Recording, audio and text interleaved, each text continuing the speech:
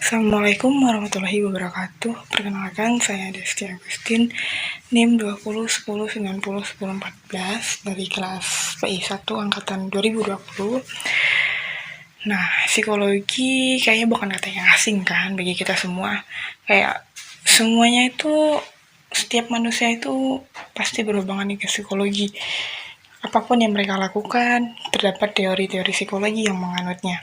Nah, kalau ditanyakan pengertian psikologi itu apa, mungkin pada banyak yang belum tahu ya apa artinya. Nah, jadi psikologi itu berasal dari dua kata, yaitu psyche dan logos, yang berasal dari bahasa Yunani. Kata psyche yaitu berarti jiwa, dan logos berarti ilmu. Nah, jadi dengan pengertian tersebut, istilah psikologi adalah ilmu tentang jiwa-jiwa atau ilmu yang pelajari jiwa. Nah, namun uniknya dalam psikologi itu, ilmu yang dipelajari manusia itu bukan jiwa manusianya, tapi perilaku manusianya yang terlihat atau yang tampak. Nah, dan perilaku yang tidak tampak. Oleh karena itu, psikologi memiliki banyak banget kaitannya dengan ilmu-ilmu yang lainnya, seperti ilmu sosial, ilmu budaya, ilmu politik, dan ilmu pendidikan.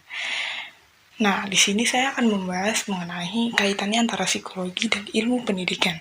Menurut KPBI, pendidikan adalah memelihara dan memberi latihan. Dalam memelihara dan memberi latihan, diperlukan adanya ajaran, tuntunan, dan pimpinan mengenai akhlak dan kecerdasan pikiran. Loh, kaitannya antara psikologi dengan pendidikan itu gimana? Apa yang membuat mereka itu berkaitan? Nah, dengan menerapkan ilmu psikologi ke dalam dunia pendidikan, maka akan membuat pendidik mampu memberikan ajaran dan perlakuan yang humanistik, kognitif, dan behavioral kepada pendidik. Nah, karena dengan pendidik atau seperti guru atau dosen memberikan perilaku-perilaku pendidikan dengan secara psikologis, maka akan membuat terdidik atau membuat siswa-siswa yang sedang dididik menjadi lebih humanistik, lebih meningkatkan kognitifnya, dan lebih behavioral.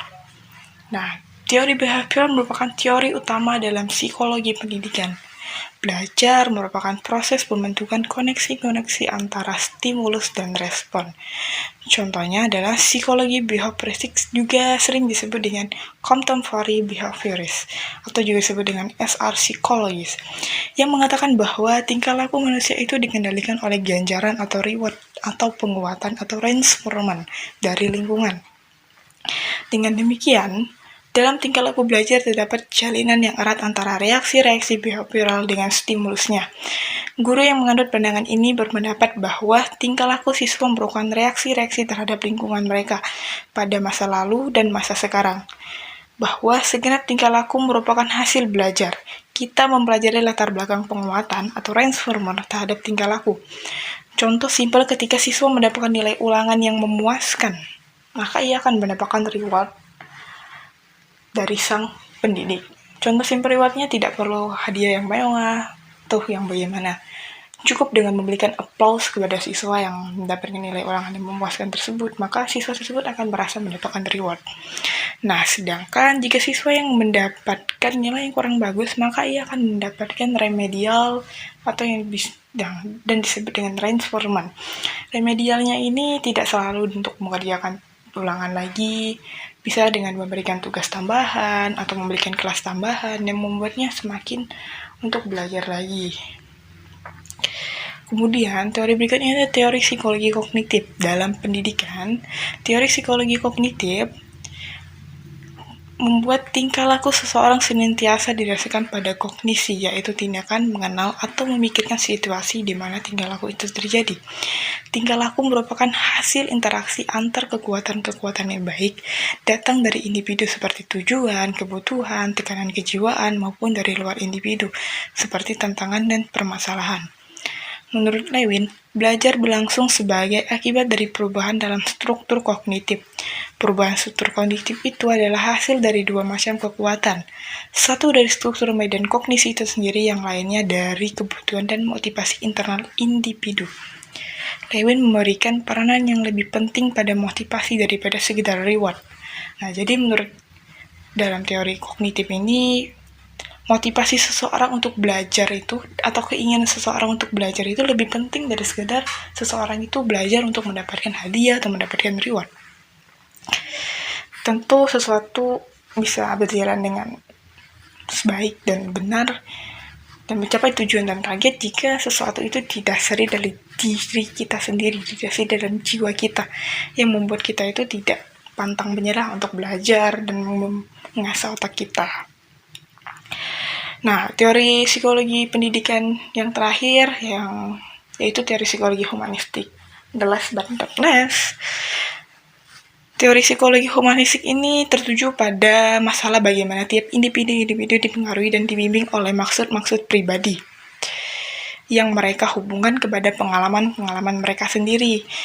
Menurut aliran humanistik, penyusunan dan penyajian materi pelajaran harus sesuai dengan perasaan dan perhatian siswa.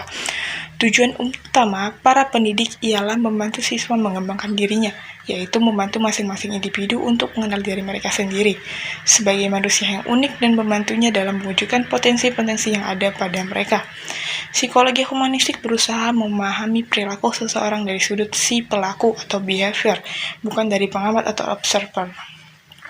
Nah, sesuai dengan judulnya itu psikologi humanistik.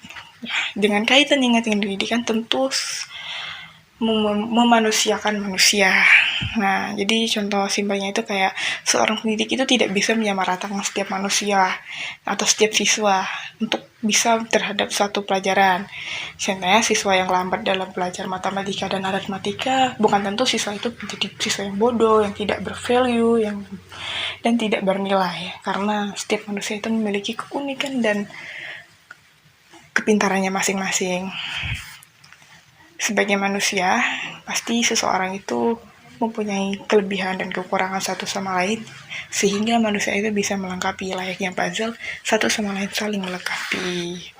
Nah, mungkin itu saja ya untuk teori-teori psikologi yang berhubungan dengan teori kognitif. Gak kerasa waktunya udah cukup habis juga. Semoga penjelasan saya ini dapat diterima dan bermanfaat untuk teman-teman yang mendengarkan dan menyimaknya. Sekian dari saya akhiri. Assalamualaikum warahmatullahi wabarakatuh. Bye-bye. See you next video, guys.